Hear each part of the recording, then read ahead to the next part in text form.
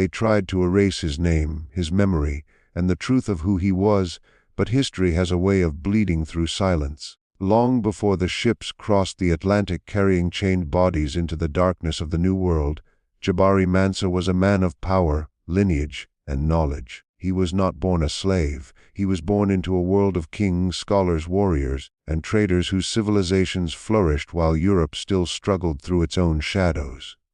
His story is not just about bondage, but about the fear America had of what he represented, a living contradiction to the lie that Africans were inferior, uncivilized, and destined to serve. Jabari Mansa came from a land where gold dust was so common it lined the floors of royal courtyards.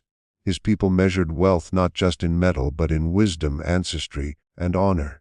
He was raised hearing the oral historians recite lineages stretching back centuries, taught that memory itself was sacred.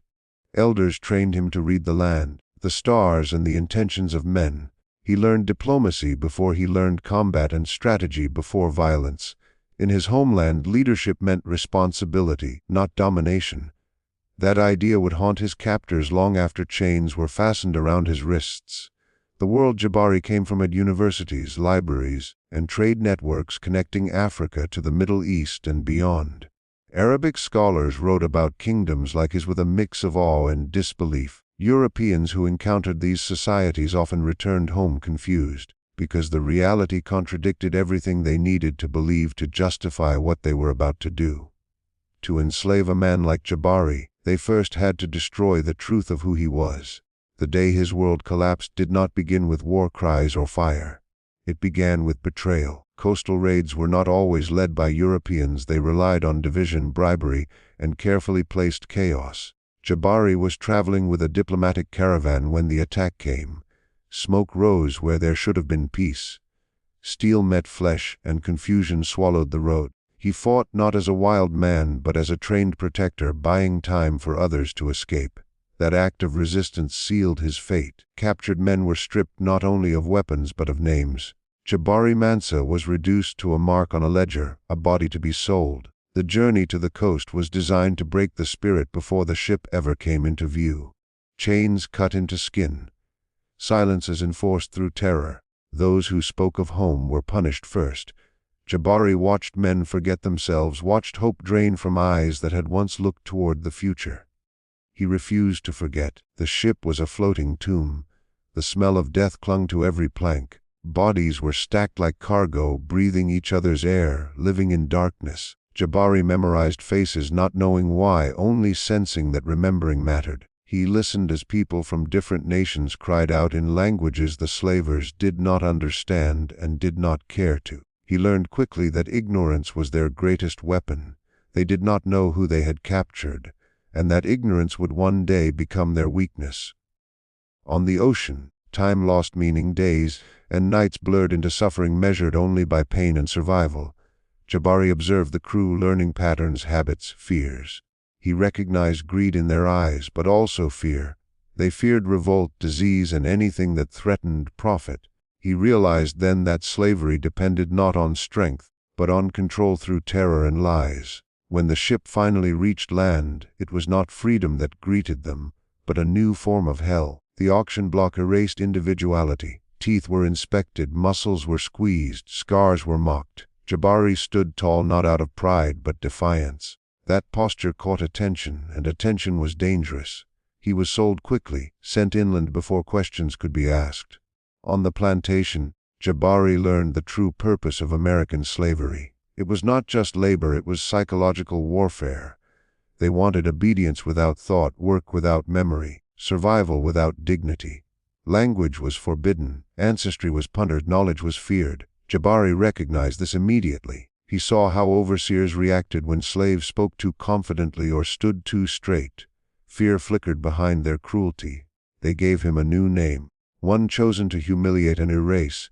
He did not answer to it in his heart. At night, when others whispered prayers or wept quietly, Jabari taught those willing to listen. He told stories of home not as escape but as resistance. Memory became rebellion, knowledge became survival. The plantation did not know it yet, but they were standing on a powder keg of ideas. Jabari learned English faster than expected. Language, he knew, was power. He listened more than he spoke, absorbing the contradictions of a nation that spoke of freedom while thriving on chains. He noticed how laws changed when convenient, how scripture was twisted to justify cruelty. He began to understand America not just as a place, but as a lie struggling to maintain itself. The overseers noticed him. They always do. A man who does not break becomes a threat. Punishments increased. Workloads doubled. They tried to grind him down publicly, to make an example of him. Jabari endured without begging. That silence terrified them more than screams ever could. What America feared most was not rebellion of the body, but rebellion of the mind. A slave who remembered who he was could never truly be owned. Jabari became a quiet leader, not by command but by example.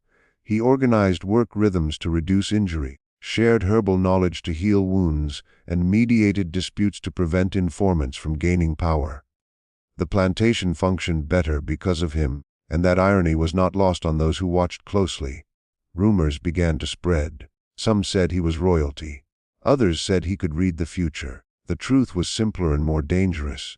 He understood systems, he understood power, and he understood that slavery could not survive exposure to truth. There was an incident that changed everything. A visiting preacher attempted to lecture the enslaved about obedience.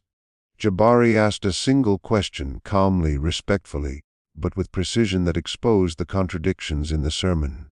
The preacher laughed it off publicly, but later demanded Jabari be punished. Knowledge had crossed an invisible line. From that moment on, Jabari was marked. Surveillance increased. Conversations were interrupted. His influence worried not just the plantation owner, but neighboring ones as well. A man like him could not be allowed to inspire thought. They moved him again, hoping displacement would sever his connections. They were wrong. Wherever Jabari went, the same thing happened. People listened. People remembered. People began to see themselves not as property but as stolen human beings. This is where history begins to go silent. Records grow thin, names disappear, letters are lost. That silence is not accidental. Men like Jabari Mansa were dangerous to the narrative America was constructing. The idea that an enslaved African could be educated, strategic, and morally superior to his captors threatened the foundation of the entire system. Some say Jabari planned an uprising. Others say he advised escape networks that would later be called the Underground Railroad. A few whispered that he negotiated directly with abolitionists using coded language hidden in plain sight. What is certain is that after a certain point, official records stopped mentioning him entirely. But absence does not mean non-existence. It means removal. Plantation owners destroyed documents when it suited them. Newspapers avoided stories that complicated the image of enslaved Africans. Churches buried uncomfortable truths. America was writing a myth, and Jabari Mansa did not fit. Yet traces remain, in oral histories passed down through families, in songs with strange rhythms and words that did not originate in English, in moments where enslaved people acted with unexpected coordination and foresight, in the fear that flickered whenever overseers spoke of educated Africans. Jabari's story was never meant to survive, but it did, fragmented, scattered, hidden in the cracks of history. Every time America insisted that slavery civilized Africans, his existence screamed the opposite. That is why his story was forbidden. That is why it was erased. And that is only the beginning.